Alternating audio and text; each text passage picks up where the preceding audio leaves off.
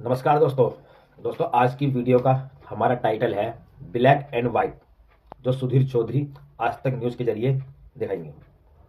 Title है black and white, Sachin Tendulkar और विनोद कांबली की जोड़ी जो टीम इंडिया में है। उस टाइम जब सचिन तेंदुलकर और विनोद कांबली की जोड़ी थी और टीम इंडिया जो सुधीर चौधरी इस वीडियो को प्रोड्यूस करने वाले हैं, तो चलते हैं बिना देरी करे वीडियो की तरफ।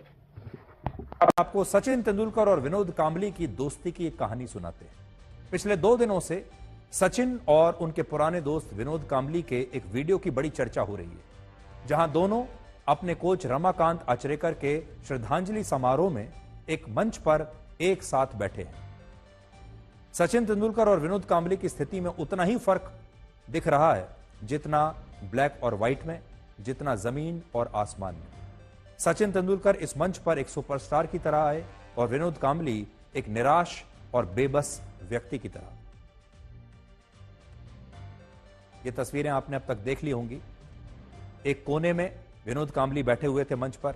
सचिन तेंदुलकर खास तौर पर अपने दोस्त से मिलने के लिए गए। विनोद कांबली ने उनका हाथ पकड़ लिया। विनोद कांबली हाथ छोड़ नहीं रहे थे। शायद वो चाहते थे कि सचिन कुछ और देर उनके साथ बैठें, कुछ और देर सचिन उनके साथ बात करें, लेकिन शायद जो उनके साथ बैठे हैं उन्हें लगा कि विनोद कांबली की मानसिक स्थिति ठीक नहीं है और उन्होंने सचिन को कहा कि बस हो गया, आप जाइए और दूर बैठ जाइए। एक बार फिर से आप तस्वीर देखिए। बचपन के 2 दोस्त। की शुरुआत एक ही स्कूल से हुई, एक ही गुरु ने उन्हें पढ़ाया, एक ही कोच, एक साथ वर्षों तक एक ही टीम में खेले, लेकिन मंजिलें अलग अलग हो गई और दोनों की स्थिति में फर्क देखिए आप। सचिन और विनोद कांबली बचपन के दोस्त हैं, दोनों के गुरु भी एक ही थे और दोनों ने कई दशकों तक एक साथ क्रिकेट खेला। स्कूल के दिनों में दोनों ने मिलकर 664 रनों की शानदार पार्टनरशिप का वर्ल्ड रिकॉर्ड बनाया था और उसमें भी विनोद कांबली ने सचिन से ज्यादा रन बनाए थे। उस समय बहुत सारे लोग कहते थे कि विनोद कांबली सचिन से भी ज्यादा प्रतिभाशाली हैं, जब ये लोग खेलेंगे तो विनोद आगे निकल जाएंगे। इसके बाद इन दोनों को भारतीय क्रिकेट टीम में खेलने का पूरा मौका मिला, लेकिन सचिन ने इस मौके का पूरा फायदा उठाया। वो अनुशासन के साथ हर मैच के बाद और मजबूत होते चले गए और Vinod Kambli happy go lucky के फॉर्मूले पर चलते रहे, किस्मत के भरोसे चलते रहे। अपने पूरे जीवन में सचिन का नाम क्रिकेट के अलावा कभी किसी विवाद से नहीं जुड़ा। किसी ने उन्हें किसी नाइट क्लब में पार्टी करते हुए नहीं देखा। मैच के बाद किसी बड़ी अभिनेत्री या मॉडल के साथ सचिन का नाम नहीं जुड़ा, जैसा कि अक्सर क्रिकेट खिलाड़ियों का जुड़ता है। वो या तो क्रिकेट के मैदान पर दिखते थे और या फिर अपने परिवार के साथ। लेकिन विनोद कांबली क्रिकेट से ज्यादा दूसरे विवादों में फंसे रहे। धीरे धीरे विनोद कांबली ने खुद को मस्ती और किस्मत के हवाले कर दिया। उन्हें मौके तो बहुत मिले, लेकिन फायदा नहीं उठा पाए। इस दौरान वो अक्सर नाइट क्लब्स में दिखते थे, नाचते गाते दिखते थे। उन्होंने फिल्मों में भी काम करने की कोशिश की और इस दौरान उनकी छवि एक लापरवाह और बेपरवाह इंसान की बन गई।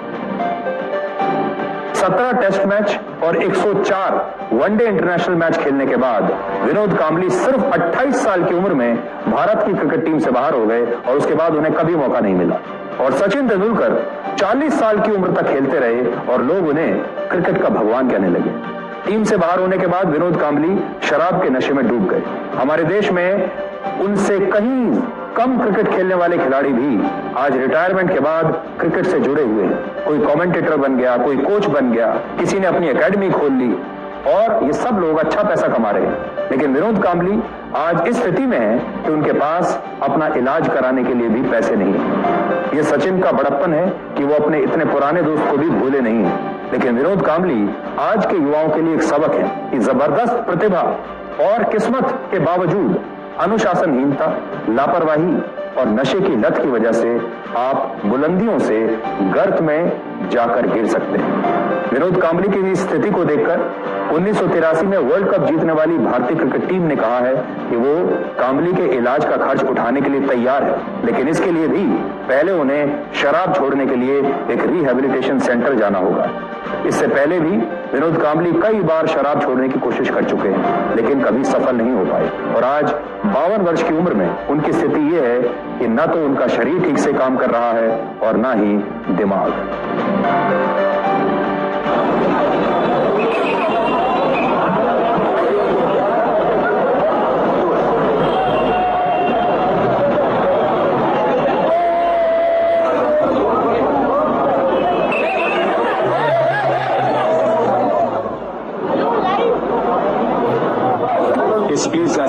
विनंती आहे की प्लीज इथे गर्दी करू नका, प्लीज प्लीज. टैलेंटेड बंदे हो. येस.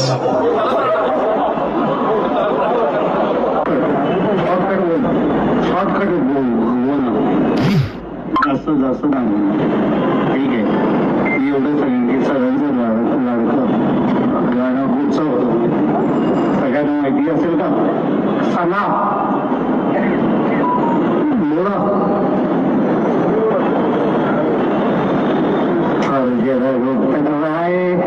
दिल दूंगा जाए आजा प्यारे नाच हमारे आए गौरा आए गौरा. Love you sir.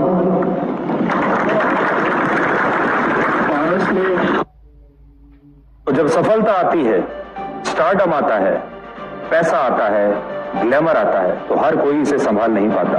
कुछ लोग इसी की वजह से नाकाम हो जाते हैं. सचिन इस सब को संभाल पाए क्योंकि वो धीरे धीरे चल रहे थे. सचिन के पास अनुशासन था. विनोद कांबली को भी वही सब मिला जो सचिन को मिला, लेकिन वो अनुशासनहीनता की वजह से इस पैसे को, इस ग्लैमर को, इस स्टारडम को, इस सफलता को ना तो समझ पाए और ना ही इसे संभाल पाए. तो ये आप सब के लिए एक सबक है. जैसे मैं सो रहा हूँ तो पिताजी को जगाना है मुझे, तो वो डायरेक्ट उठाने के बजाय, और हिंसा की परंपरा मेरे यहाँ नहीं थी सौभाग्य से, तो वो क्या करते थे कि उस कमरे में आ जाएंगे या बाहर से गुजरेंगे और चौपाई बोलेंगे, प्रात काल उठ के रघुनाथा मात पिता गुरु नावई माता. कभी कभी मैं गुस्से में उठ करके अरे पापा, तो चरण स्पर्श किया और सो गया. उनका अमृत उठाना.